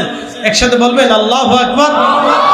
তাহলে উসিলা কি আছে না? একসাথে বলবেন না, ডরে ডরে বললেন না। উসিলা আছে, আছে। জিন্দা মুর্দা সবার উসিলা ধরা যায়, জিন্দা মুর্দা সবার উসিলা ধরা যায়, উসিলা ধরা যায়। এই আমার দিকে তাকান। মদিনার ইহুদিরা নবীজির উসিলা ধরে যুদ্ধের জন্য দোয়া করতেন। আল্লাহর নবী মদিনায় যাওয়ার পরে সাহাবীদেরকে বলেন, এ সাহাবীরা, তোমরা ইহুদিদেরকে যায় জিজ্ঞেস করো, তোমরা তাদেরকে বলো যে ইহুদিরা, তোমরা এক সময় আগত নবীর উসিলা ধরে তোমরা দোয়া করতা, আজকে নবী পাওয়ার পরে তোমরা কেন অস্বীকার করো? একসাথে বলবেন আল্লাহু আকবার। নবী আসেন নাই, তখনও ইহুদিরা নবীজির উসিলা ধরে দোয়া করতেন যে আল্লাহ, আগামীতে একজন নবী আসবেন, তিনি আখিরি নবী, তিনি তোমার কাছে অনেক সম্মানিত। আল্লাহ, ওই নবীর উসিলা তুমি আমাদেরকে বিজয় দাও। একসাথে বলবেন আল্লাহু আকবার। নবী আসেন নাই, হইছে। নবী আসার আগে যদি উসিলা ধরা যায়, তো নবীজি চলে যাওয়ার পরে কি উসিলা ধরা যায় না? কি আশ্চর্য এই উম্মত বলেন তো। কোন পাগলের দেশে বাস করি, কোন পাগলের দেশে বাস করি? আপনি আমাকে শিরিক বুঝাচ্ছেন, এত শিরিক বুঝেন না। শিরিক হযরত আম্মা জান আয়েশার সাথে কেউ বেশি জানে না, শিরিক হযরত ওমরের চাইতে কেউ বেশি জানে না, শিরিক সাহাবীদের চাইতে কেউ বেশি জানে না, শিরিক হযরত উসমানের চাইতে কেউ বেশি বুঝে না, শিরিক হযরত আলীর চাইতে কেউ বেশি বুঝে না, শিরিক সাহাবে কেরামের চাইতে কেউ বেশি বুঝে না। সাহাবীরা নবীর উসিলা ধরেছেন, এমনকি নবীজির চাদরের উসিলা ধরতেন, নবীজির নখের উসিলা ধরতেন, নবীজির চুল মুবারকের উসিলা ধরতেন। একসাথে বলবেন আল্লাহু আকবার। হ্যাঁ, সাহাবীরা ধরেছেন, সাহাবীরা, সাহাবীরা নবীজির চুল মুবারকের উসিলা ধরতেন। আর আপনি আসছেন বলে মরা মানুষের উসিলা ধরা যায় না, এরা রসুলকেও মৃত্যু বানিয়ে ফেলছে। নবীর উসিলা ধরা যাবে না, এটা মিথ্যা কথা, ডাহা মিথ্যা কথা। এগুলো বিশ্বাস করবেন না। এগুলি বিশ্বাস নিয়ে কবরে গেলে আপনি ধ্বংস হয়ে যাবেন। বলে হুজুর কারণ কি? কারণ একটা, আপনাদেরকে বুঝাই। আমাদের মূল হচ্ছে বিশ্বাস। আমাদের মূল কি বলেন? খ্রিস্টানদের সাথে আমাদের তফাৎ কোথায়? বিশ্বাসে। একসাথে বলেন কিসে? না, জোরে বলেন কিসে? ওরাও মানুষ, আমরাও মানুষ। মানুষে মানুষে কোনো তফাৎ নাই, শুধু বিশ্বাসে তফাৎ, শুধু বিশ্বাসে তফাৎ। আচ্ছা বলেন তো, কোন সনাতনী ধর্মের মানুষ আপনার সাথে মেয়ে বিয়ে দিবে? কেন দেয় না? তার বিশ্বাসের সাথে আপনার বিশ্বাসের মিল নাই। আপনি কোন নাস্তিকের সাথে আপনার মেয়ে বিয়ে দিবেন? বলে কেন দিবেন না? তার বিশ্বাসের সাথে আপনার বিশ্বাসের মিল নাই। এটা বিশ্বাস, এটার নাম আকীদা, এটার নাম ঈমান। এই ঈমানে যদি কারো গলত থাকে তাহলে জিন্দেগিতে নামাজ হবে, রোজা হবে, কিন্তু জান্নাত হবে না। মনে রাখেন, ঈমান আকীদা বড় দামি জিনিস। আর ঈমান আকীদার মূল ফাউন্ডেশন হচ্ছে হুব্বে রাসূল, রাসূলে কারীমের মহব্বত, নবীজির তাজিম। এই দুইটা জিনিস যদি না থাকে তাহলে ঈমানের কিছুই নাই। কথা কেন না? ঠিক কিনা? ঈমানের কিচ্ছু নেই। আরো বুঝাই, উসজুদু লি আদম। আদম আলাইহিস সালামের সুরত দিয়ে আল্লাহ বানাইলেন, আদমরে বানাইলেন, সামনে দাঁড়া করাই দিলেন, কোটি কোটি ফেরেশতা দাঁড়া করাইলেন। দাঁড়া করে আল্লাহ বলেন উসজুদু লি আদম, তোমরা আদমের দিকে সেজদা দাও। অনেকে ভুল ব্যাখ্যা করেন। এর মূল ব্যাখ্যা কি জানেন? ইমাম তাকিউদ্দিন সুবকি, ইমাম শামসুদ্দিন সাখাবি, ইমাম মুল্লা আলী কারি আল মাওরিদির মতো ব্যাখ্যা করেছেন। উসজুদু লি আদম, মসজুদ, সেজদার মালিক ছিল মূল আল্লাহ, কেবলা ছিল আদম। আর আদম সফিউল্লাহর পবিত্র পেশানিতে নূরে মুহাম্মাদি সাল্লাল্লাহু আলাইহি সাল্লাম ছিল, তাজিম ছিল নূরে মুহাম্মাদি, সম্মান ছিল হাকিকতে নূরে মুহাম্মাদি। আদম ছিল কেবলা, আর মসজুদ ছিল আল্লাহ, সেজদার মালিক মূলত আল্লাহ, কেবলা হলো আদম। একসাথে বলবেন আল্লাহু আকবার। কেবলাকে আদম, জোরে বলেন কেবলাকে। আপনারা সেজদা কাবারকে দেন না আল্লাহকে দেন? তো কাবার দিকে ঘুরেন কেন? আল্লাহ কি পশ্চিমে নাই? আল্লাহ কি পূর্বে নাই? আল্লাহ কি উত্তর দক্ষিণে নাই? তো আপনি কেন কাবার দিকে ঘুরে যান? কাবাটা হচ্ছে আপনার দিক, কেবলা একটা ফাউন্ডেশন, একটা মাধ্যম। আল্লাহকে সেজদা দেওয়ার মাধ্যম হচ্ছে কাবা। আপনি কাবাকে সেজদা দেন না, আল্লাহ নিজেই আপনাকে উসিলা ধরাই দিছে যে তোমার 5 ওয়াক্ত নামাজে প্রত্যেকটা সেজদায় আমার উসিলা ধরতে হবে। বলে উসিলা কি? ওই কাবা হলাম আমি, আল্লাহ সেজদার উসিলা। একসাথে কোন আল্লাহু আকবার। আপনি তো উসিলারে শিরিক বানাই ফেলছেন। আপনি নিজেই বুঝেন না যে আপনি নিজেই এই শিরিকের মধ্যে পড়ে রয়েছেন। আপনি তো নিজেই শিরিক বুঝেন না। কাবা হলো মাধ্যম, কাবা উসিলা, কাবা কেবলা, কাবা সেজদার বস্তু না, ওটা পাথরের ঘর।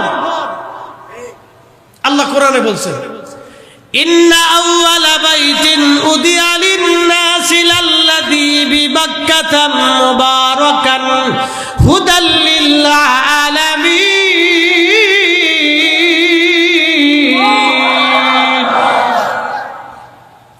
প্রথম যে ঘর বানাইছি এই ঘরের নাম বাক্কা। ঘরের নাম কি?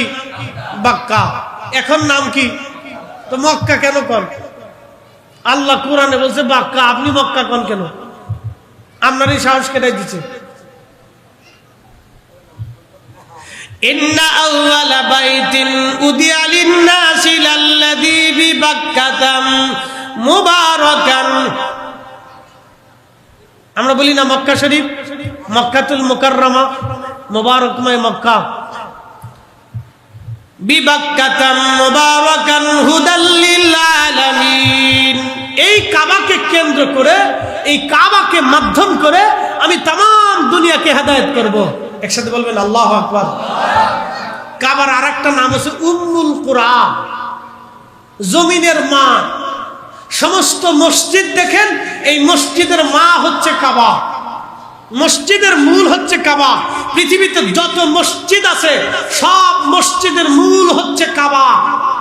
মনে রাখেন, এই কাবার ব্যাখ্যা করলে রাত চলে যাবে না।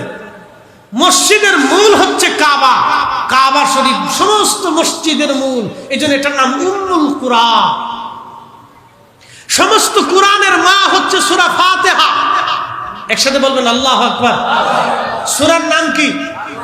সমস্ত কুরআনের সমস্ত সূরার মূল হচ্ছে মা হচ্ছে সূরা ফাতিহা, যাকে বলা হয় উম্মুল কুরআন, কুরআনের জননী, কুরআনের মা। একসাথে বলবেন আল্লাহু আকবার। কুরআনের মা হচ্ছে সূরা ফাতিহা। সূরা ফাতিহা হচ্ছে কুরআনের মা। ওয়াজ আমার শেষ, উসিলা বুঝাই দিয়ে গেলাম। তাহলে কাবা শরীফও আমাদের সেজদার উসিলা। বলে কি উসিলা? আল্লাহকে সেজদার উসিলা হচ্ছে কাবা। আপনি উসিলা মানবেন না, না মানলে তো আপনার সেজদাই হয় না। কি কথা ঠিক আছে না? তা আপনি কাবা বাদ দিয়ে উত্তরে সেজদা দেন, দেখি হয় কিনা। দক্ষিণে সেজদা দেন, দেখি হয় কিনা। পূর্বে সেজদা দেন, দেখি হয় কিনা। বলে হবে না।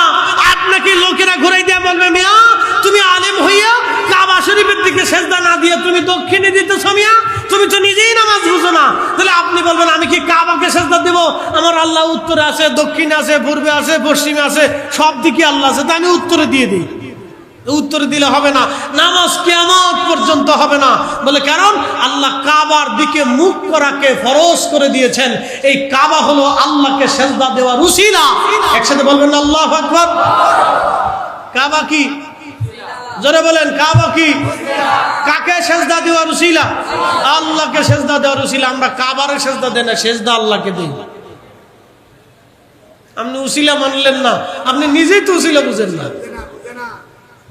এই জন্য বুঝতে হবে প্রিয় ভাই আমার, উসিলা সবাই দরকার। অলিদের উসিলা নিয়ে দোয়া করবেন। মাজারের পাশে দাঁড়াইয়া অলিদের উসিলা নিয়ে দোয়া করবেন। কেন দোয়া করবেন? অলিরা আল্লাহর মকবুল, আল্লাহর পেয়ারা, আল্লাহর কাছে তারা সম্মানিত। তাদের উসিলা ধরে দোয়া করলে আল্লাহ কবুল করে। আল্লাহ নিজে ওয়াজ করছেন, ইন্না রাহমাতাল্লাহি করিবুম মিনাল মুহসিনিন। নিশ্চয় আমার রহমত আমার মুহসিন বান্দাদের নিকটবর্তী। আপনি বিশ্বাস করেন আর না করেন, মানেন আর না মানেন, মানেন আর না মানেন, সূর্য কিন্তু আমাদের আইনে চলে না, সূর্য আল্লাহর আইনে চলে। বাতাস আমাদের আইনে চলে না, বাতাস আল্লাহর আইনে চলে। মেঘ বৃষ্টি আবহাওয়া আমাদের আইনে চলে না, এটাও আল্লাহর আইনে চলে। তো ঠিক আমরাও অলিদের জিয়ারত আল্লাহর আইনে করি, অলিদের উসিলা আল্লাহর আইনেই ধরি। কথা বলেন ঠিক না বে ঠিক? সিয়াসিত্তার একজন ইমাম, উনি হাদিস বলতেন, ভালো করে বুঝবেন। তো শেষ বয়সে তিনি অন্ধ হয়ে গেলেন। যে রাস্তা দিয়ে একবার তিনি যাইতেন, ওই রাস্তার সবকিছু ওনার মুখস্থ থাকতো। রাস্তার পাশে একটা গাছ ছিল, গাছে একটা ডাল ছিল। এই ডালটা উনি মাঝে মধ্যে ডালটা আসলে মাথা নিচু করে যাইতেন। তো উনি অন্ধ হয়ে গেলেন। ওই রাস্তা দিয়ে উনি অন্ধকালীন সময়ে যাচ্ছিলেন। কয়েকবার গেলেন, ঠিক গাছের কাছে যাওয়ার সাথে সাথে তিনি মাথা নিচু করতেন, যেখানে একটা ডাল আছে। শেষ সময়ে তিনি একবার যাওয়ার সময় তিনি আবার মাথাটা নিচু করলেন। তো সাথীরা বললেন, ইমাম এখানে তো কোনো গাছ নাই। তো সিয়াসিত্তার ইমাম বললেন, যে কোনো একজন ইমাম হবে, ইমাম তিরমিজিও হতে পারে, নাসাইও হতে পারে, আমার এই মুহূর্তে স্মরণে নেই, তবে ইমাম তিরমিজি হতে পারে। তো সেই সময় তিনি বললেন যে এখানে একটা গাছ ছিল। বলে হ্যাঁ ইমাম, এখানে একটা গাছ ছিল, তবে গাছটা কেটে ফেলা হয়েছে। ঠিক তখনই হাদিসের ইমাম বললেন, তাহলে আমাকে কালকে থেকে আর হাদিস বলা যাবে না, কারণ আমার স্মৃতি দুর্বল হয়ে গেছে। এবার বুঝেন তো হাদিস বলতে তারা কতটা সতর্ক ছিল, কতটা সচেতন ছিল যে একটা হাদিস বলবেন। উনি অন্ধকালীন সময়ে একটা গাছের কথা কেটে ফেলেছেন, ওনার স্মরণে নাই, এতটুকুনি। উনি বললেন কালকে থেকে আর রসুলের হাদিস আমি বলতে পারবো না, কারণ আমার স্মৃতি দুর্বল হয়ে গেছে। তাহলে বুঝেন তো রসুলের হাদিসের ব্যাপারে আইমে কেরামের সচেতনতা কত কঠিন ছিল এবং তাদের মেধা কত প্রখর ছিল। তা বলেন, মেধা কি আমরা দেই না আল্লাহ দেয়? আল্লাহ দেয়, এটা আমরা দেই না। ইমাম ইয়াহইয়া ইবনে মুঈন, জিনাকে রিজাল শাস্ত্রের জনক বলা হয়, উলুমুল হাদিসের একটা 5 হচ্ছে রিজাল। রিজাল হচ্ছে যারা হাদিস বর্ণনা করেন তাদের জীবনী নিয়ে পর্যালোচনা করা। কোনজন ইমাম, কোনজন মুহাদ্দিস, তার বাড়ি কোথায়, বাবার নাম কি, কার কাছ থেকে হাদিস শিখেছেন, তার মতবাদ কি, তার ইয়াকিন কি, আমল কেমন ছিল, লোকটা আমানতদারিতা ছিল কিনা, নানান তার জিন্দেগীর সমস্ত বিশ্লেষণ নিয়ে একজনের জীবনীর উপরে গবেষণা করতে হয়। ইমাম ইয়াহইয়া ইবনে মুঈন 10 লক্ষ হাদিসের গবেষণা তার ছিল। 10 লক্ষ হাদিসের রাবি সম্পর্কে তার গবেষণা ছিল। ইনি প্রথম ব্যক্তি যিনি 10 লক্ষ হাদিসের রাবি নিয়ে, বর্ণনাকারী নিয়ে তিনি গবেষণা করেছিলেন। তো অর্থাৎ মিনিমাম 40 লক্ষ মানুষের জীবনী তার জানতে হয়েছিল সেই জমানাতে। তার মানে উনি ছিলেন জীবন্ত লাইব্রেরি। অর্থাৎ চোখ বন্ধ করলে 40 লক্ষ মানুষের জীবনী উনি বলে দিতে পারতেন। একসাথে বলবেন আল্লাহু আকবার। না হয় না, আরো জোরে বলেন, জোরে জোরে না, আর একটু জোরে বলেন আল্লাহু আকবার। 40 লক্ষ হাদিসের রাবিদের জীবনী উনি চোখ বন্ধ করে বলে দিতে পারতেন। কে সিকা, কে জয়ীফ, কে দুর্বল, কে সহিহ, কে বিশ্বস্ত, কে মাতরুক, কে বাতিল হয়ে যাবে, কার কথা পরিত্যাজ্য হবে, কার কথা রাখা যাবে, কারটা রাখা যাবে না। এই গবেষণা ইমাম ইয়াহইয়া ইবনে মুঈন রাহিমাহুল্লাহ করেছেন। ভালো করে শুনেন। তাহলে বলেন তো 40 লক্ষ মানুষের জীবনী ওনার মেধার ভিতরে স্মৃতিতে রাখা ছিল। তাহলে এই মেধা কি আমরা দেই না আল্লাহ দেয়? একসাথে বলতে হবে, আমরা দেই না আল্লাহ দেয়? অনেকে একটু মেধাবী হওয়ার পর অহংকার করে, অনেকে একটু মেধাবী হওয়ার পর অহংকার করে। বেশি হাদিস বা কোরআন বা সুন্নাহ এবার বেশি বেশি জানলে সে মনে করে আমি বিরাট বড় জ্ঞানী। শয়তান দূর থেকে দাঁড়ায় দাঁড়ায় হাসে, কয় বেটা যেই কারণে আমি শয়তান হয়েছি তুই সেই দলে নাম লেখাইলি। কি কথা কর না কেন? এই জন্য দুনিয়াতে কোনোদিন কোনো অলির জিন্দেগিতে দেখবেন না তারা অহংকার করে নাই। কোন অলির জীবনে দেখবেন না অহংকার করে নাই। আলেমদের জিন্দেগিতে অহংকার আছে। বলে কেন? মনে কিছু নিয়েন না, যারা রাজনীতি করেন, আমি কোনো রাজনীতি করি না। আমাদের দেশে কেউ একটু বুখারী শরীফ পড়াইলে, অমুক ছেলে পীরের ছেলে হলে, অমুক ওই মুহাদ্দিসের পোলা হলে, অমুক মুহাদ্দিস হলে, অমুক মাদ্রাসার মুহতামি হলে একটা দল বানায় ফেলছে। মনে কিছু নিয়েন না। বাংলাদেশে হুজুর আছে মনে করেন 60 জন, দল হয়েছে 60টা, তো ভাগে ভালো কয়জন? 15 জন। তো এত দল যদি ইসলামের ভিতরে হয় তাহলে আর বাকিগুলোর কি অবস্থা হবে? এই জন্য বাংলাদেশে ইসলামী হুকুমত কখনো কায়েম হয় না, আর সম্ভাবনাও দেখা যায় না যতদিন এই হুজুররা এক জায়গা না হবে। আর হুজুররা জীবনে এক জায়গা হবে না। কি আপনি ঠিক করেন? খেয়াল বুঝে কন, জীবনে এক জায়গা হবে না। এদেরকে জীবনেও আপনি এক টেবিলে বসাইতে পারবেন না, না পারবেন না। আজকে বসবে, কালকে সকালবেলা দেখবেন যে সকাল হওয়ার আগেই চেঞ্জ হয়ে গেছে, বা আজকে আসবে 24 ঘন্টা পরে দেখবেন চেঞ্জ হয়ে গেছে। এক জায়গায় বসবে না, আর বসলেও এক ঐক্যমত্য প্রতিষ্ঠিত হবে না। বলে কারণ কি? আমি আপনাদেরকে আরো ব্যাখ্যা করে শোনাই। কয়েকদিন আগে কাতারে এক জালিম দেশ কাতারে হামলা করলো।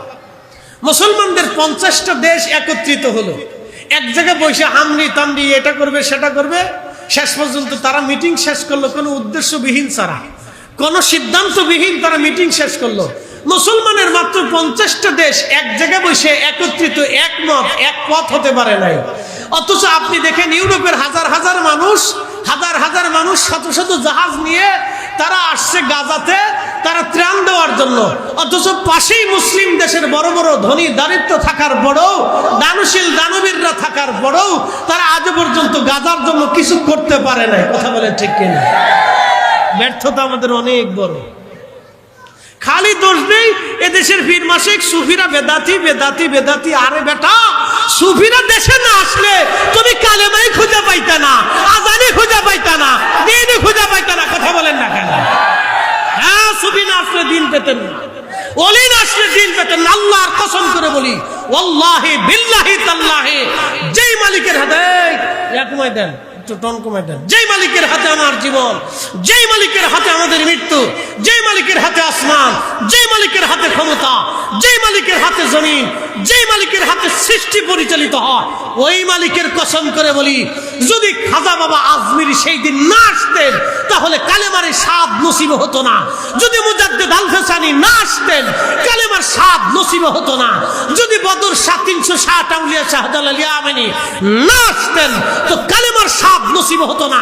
যদি কুতুবউদ্দিন কাকের, নিজামউদ্দিন আউলিয়া, হযরত দাতা গঞ্জে বখশের মতো ওলিরা দেশে না আসতেন তো কালেমার স্বাদ আপনাদের নসিব হতো না।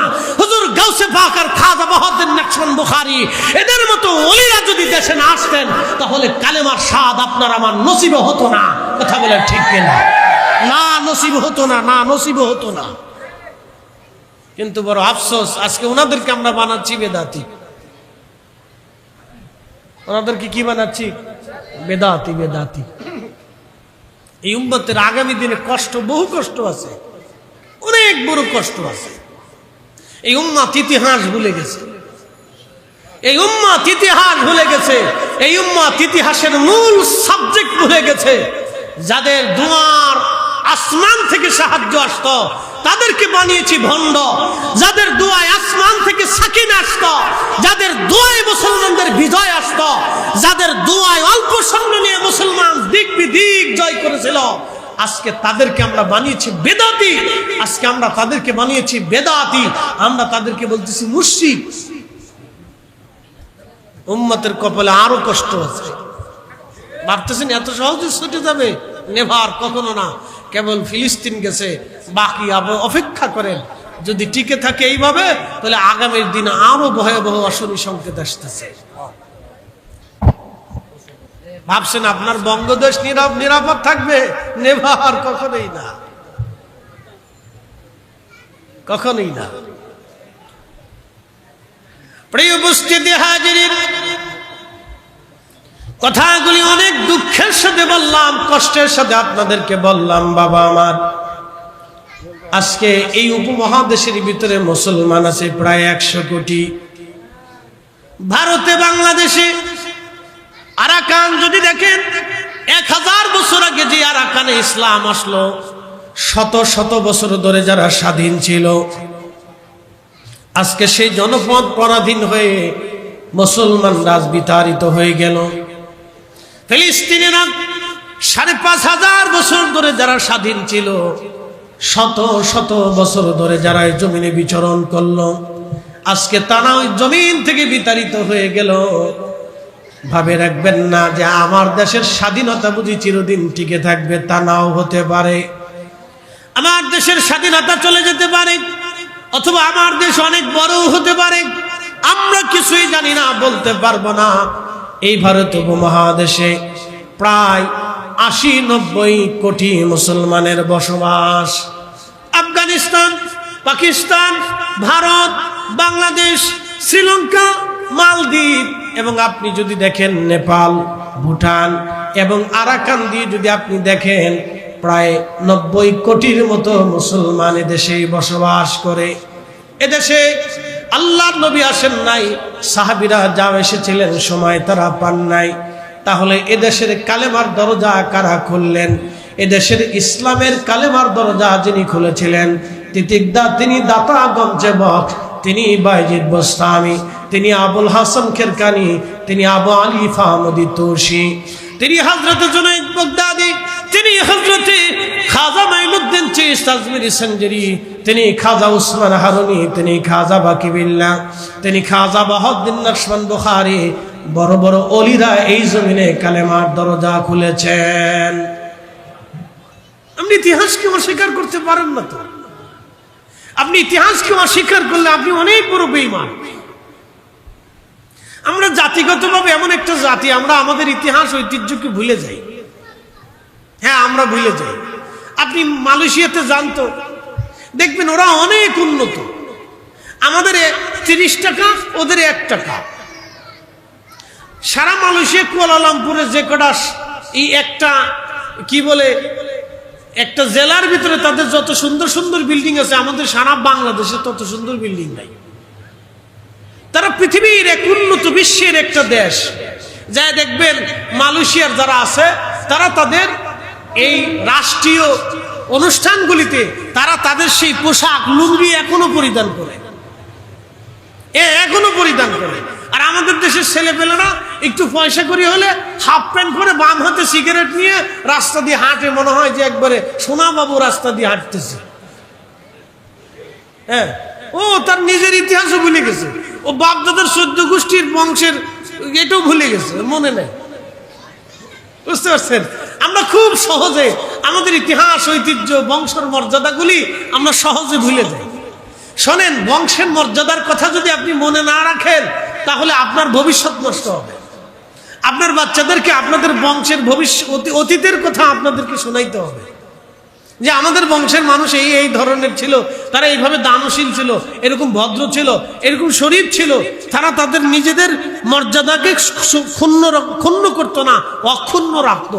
এগুলি শিখাইতে হবে, নাহলে আগামী দিনে আপনার ছেলে মেয়েরা পতিতাবৃত্তি করবে। বলে কারণ কি? বলে এই সরকার পতিতাদেরকে আপনার ইয়া দিয়ে দিছে, কি বলে ওটার, কি বলে, শ্রমজীবী বৈধতা দিয়ে দিছে। তার মানে আপনার মেয়ে যদি ওই আপনার এই পার্ট টাইম পতিতাবৃত্তি করে, আপনি কিছু বলতে পারবেন না। বলে কারণ কি? ও শ্রমিক, ও কাজ করতেছে, কাজ করে খা। কি বুঝলেন? ভাবতেছেন খুব ভালো হয়েছে না? আগামী 10 বছর পরে বুঝবেন কি হয়েছে। ডান্ট মাইন্ড, কিচ্ছু মনে করেন না, একবারে সাচ্চা সত্য কথা আপনাদের সামনে উপস্থাপন করছি। আপনার স্ত্রীও যদি ওই রকম পার্ট টাইম পতিতাবৃত্তি করে, কিছু বলতে পারবেন না। বলে এটা আমার অধিকার, এটা আমার অধিকার, আমি শ্রমিক, কাজ করে আসছি, তুমি থাকলে থাকো, না এসি গেট আউট, চলে যাও। আপনি পুরুষ, তখন পুরুষ হবেন না হিজলে হবেন, নিজেই চিন্তা করেন। ভাবতে থাকেন, এখনই ভাবেন, পরে ভাবলে কাজ হবে না, কিন্তু এক্ষুনি ভাবতে হবে। সুজামা ডাইরেক্ট কথা, এখনই ভাবতে হবে, পরে ভাবলে কাজ হবে না। শুনে যান, খালি এদেশের লোকেরা আছে, এই অমুক পীর ভালো না, তমুক পীর ভালো না, এটা ভাঙ্গো, সেটা ভাঙ্গো, ও মাজার ভাঙ্গো, ও দরগা ভাঙ্গো, ওখানে আগুন দাও। শেষে আগুন দিতে দিতে এক মুড়ে পাগলারে কবরের ভিতর তো উড়ে ফুরাইছে। এই ফুরানোর খেসারের ঠেলা সামলাইতে না পেরিয়া শেষ পর্যন্ত তারা এখন এই দুর্গায় দুর্গায় মন্দিরে মন্দিরে ঘুরতেছে। আসতে করতে বলে না, মনে কিছু নিয়েন না, এখন মন্দিরে মন্দিরে ঘুরে। আপনি মন্দিরে যাওয়ার দরকারটা কি? ভোটের দরকার? ভোট কি মন্দির ছাড়া পাওয়া যায় না? কি কথা কর না কেন? ভোট কি মন্দির ছাড়া হয় না? হিন্দুদের বাড়ি বাড়ি যাওয়া যায় না? তো আপনি মন্দিরে যে বসে বসে কোক খান, বিস্কিট খান, চকলেট খান, কারণটা কি? হ্যাঁ, আবার ফতোয়া দেন মিলাদ শরীফের তাবারক বেদাত। এই কথা কর না কেন? আবার ফতোয়া দিচ্ছেন মিলাদের তাবারক বেদাত। এগুলি কারণটা কি? এক মুখে দুই কথা হবে কেন? আলেম আলেমের মতো থাকে। রাজনীতি এক জিনিস, আলেমরা আর এক জিনিস।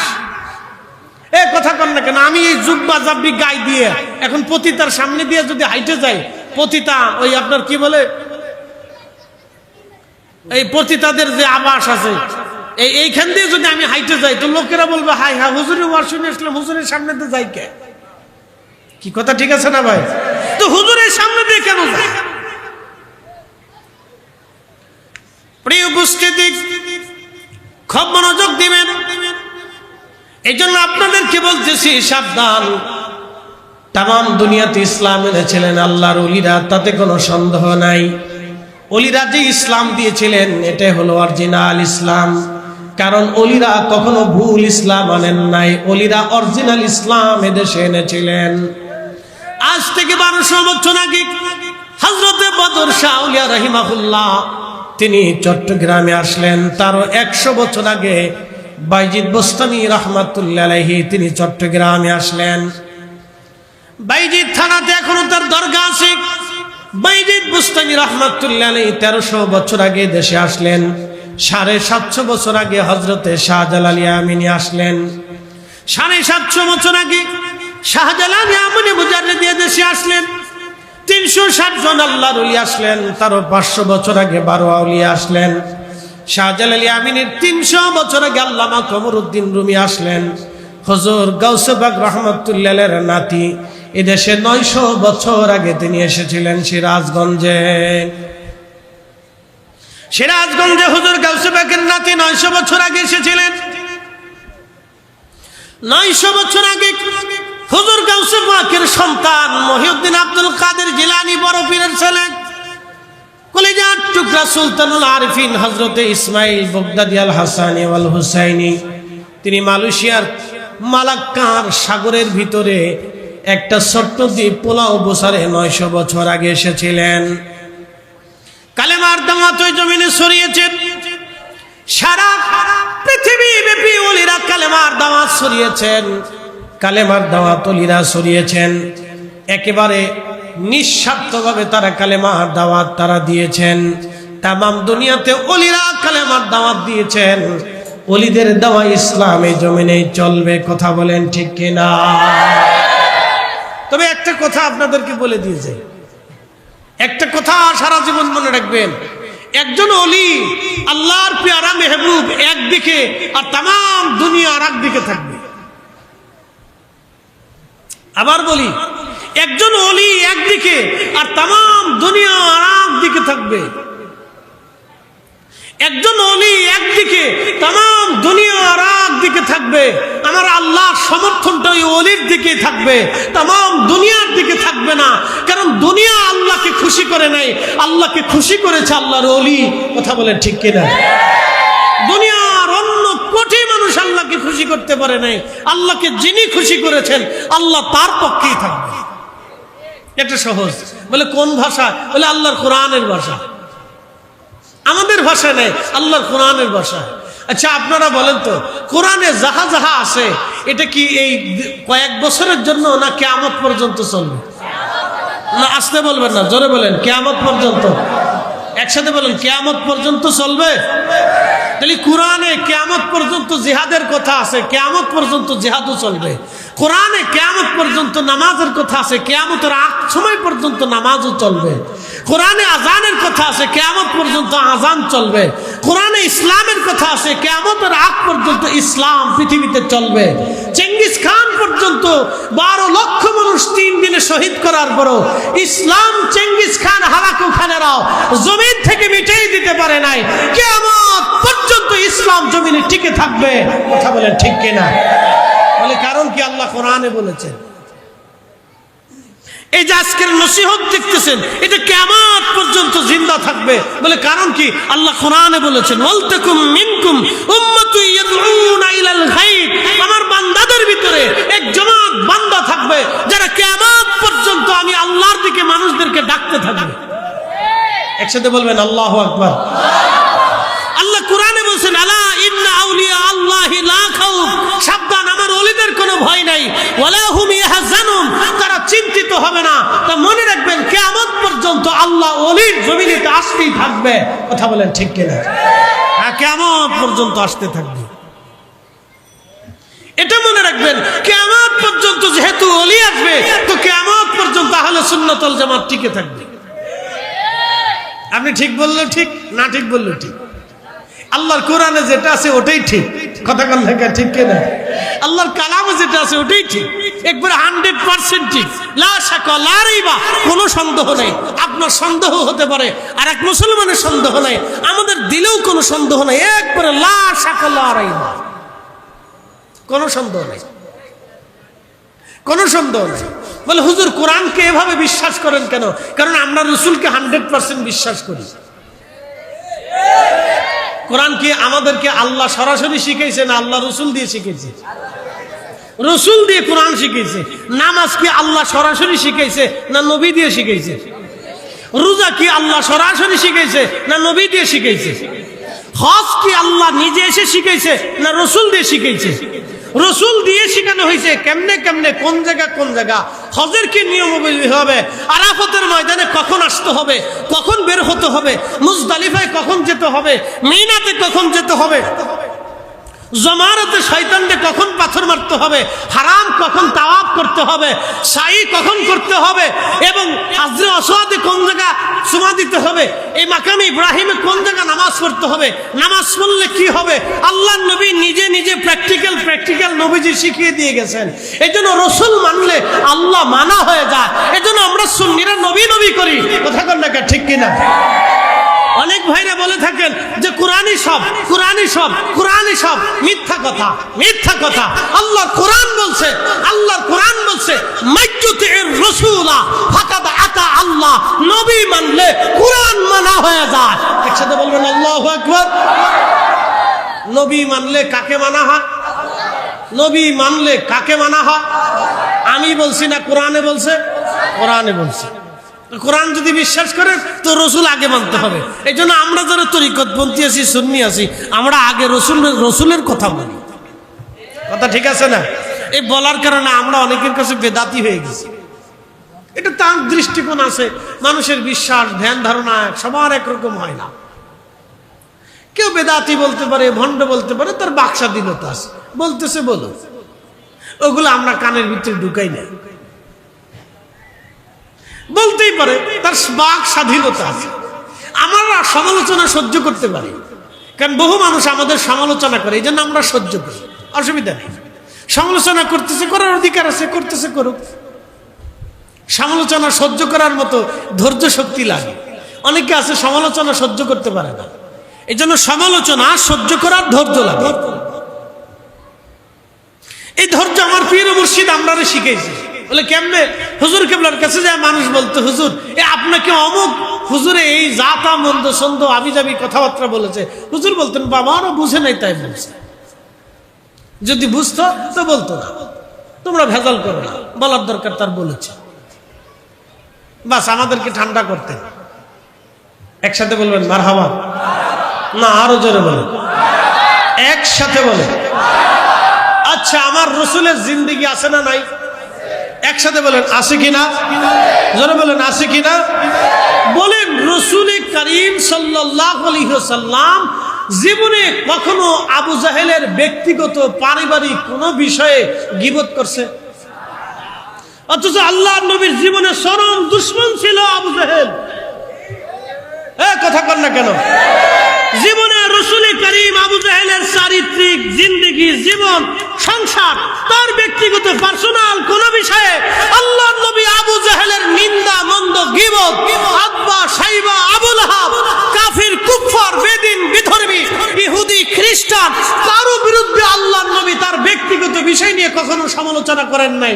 কোন প্রতিমাকে, কোন মূর্তিকে, কোন মূর্তি সম্পর্কে আল্লাহর নবী কখনো ত্রুটি, বাক্য, বাজে কথাও কখনো বলে নাই। কথা কর না, ঠিক কিনা? অথচ আমরা এই ওয়াজের মঞ্চে বসে, এই ওয়াজের টেবিলে বসে পীর মাশায়েখ সম্পর্কে এমন কিছু শব্দ উচ্চারণ করি যাহা একজন থার্ড ক্লাস মানুষ উচ্চারণ করে না। একজন থার্ড ক্লাস মানুষ সেও এরকম কথা উচ্চারণ করে না, যারা আমরা এই ওয়াজের মঞ্চে বসে ভিন্ন মতের মানুষ সম্পর্কে যেই বাক্য ব্যবহার করি, সেই বাক্যই এই মঞ্চে বসে না সাধারণ একজন ইতরও ব্যবহার করে না। এরকম শব্দ আসে আমাদের। আপনি বুঝেন ইসলাম থেকে, সুন্নাহ থেকে আমরা কত দূরে বসবাস করতেছি। প্রিয় উপস্থিতি হাজির, ভালো করে শুনে যাবেন।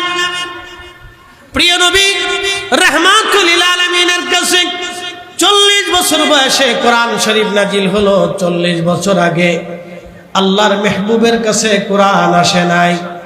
40 বছরে কোরআন আসলো, কোরআন নাজিল হলো। আপনাদেরকে বলি শুনে যাবেন, এই 40টা বছর আল্লাহর নবীর কাজ কি ছিল? তখন নামাজ ছিল না, রোজা ছিল না, হজ ছিল না, যাকাত ছিল না, সাদকা ছিল না, তাসবিহ ছিল না, হালাল হারামের কোনো আইন ছিল না, ইসলামী শরীয়তের কোনো আইন 40 বছরের মধ্যে ছিল না। তাহলে এই 40 বছর নবী কি কাজ করেছিলেন? 40 বছরে কোরআন আসলো, 40 বছর আগে কোরআন আসে নাই। তাহলে এই 40 বছরে নবীর কাজ কি ছিল? আমার দিকে তাকান।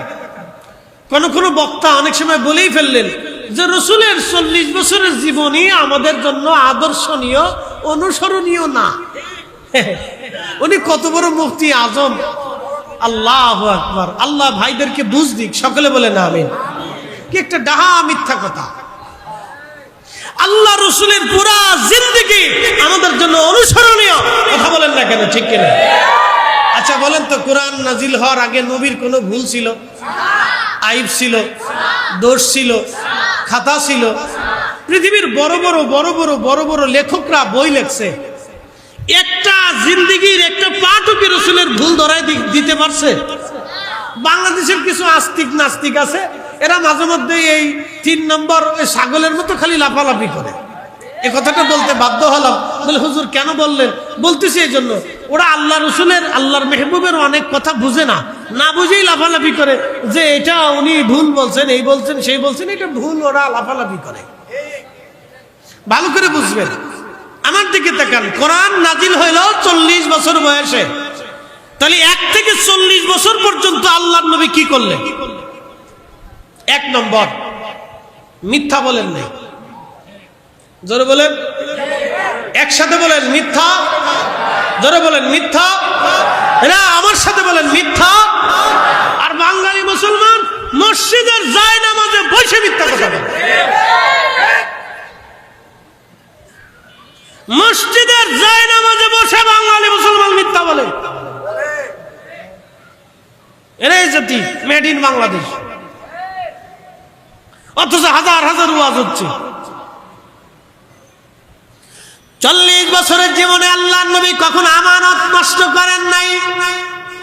আমানত নষ্ট না করার জন্য মক্কার সেই দিনের নির্মম কঠিন হৃদয়ের কাফেররা, অবিশ্বাসীরা পর্যন্ত নবীজিকে আল আমিন বললেন, বিশ্বাসী বললেন। কারণ জীবনে মিথ্যা বলেন, ঠকান নাই, ছগলখুরি করেন নাই, গীবত করেন নাই, শাকায়াত করেন নাই, এক গ্রাম আর এক গ্রামে, এক পরিবার আর এক পরিবারে ভেজাল বাড়ান নাই। অথচ আমাদের বাংলাদেশের গ্রাম অঞ্চলে একটা পলিটিক্স আছে, নাম হলো ভিলেজ পলিটিক্স।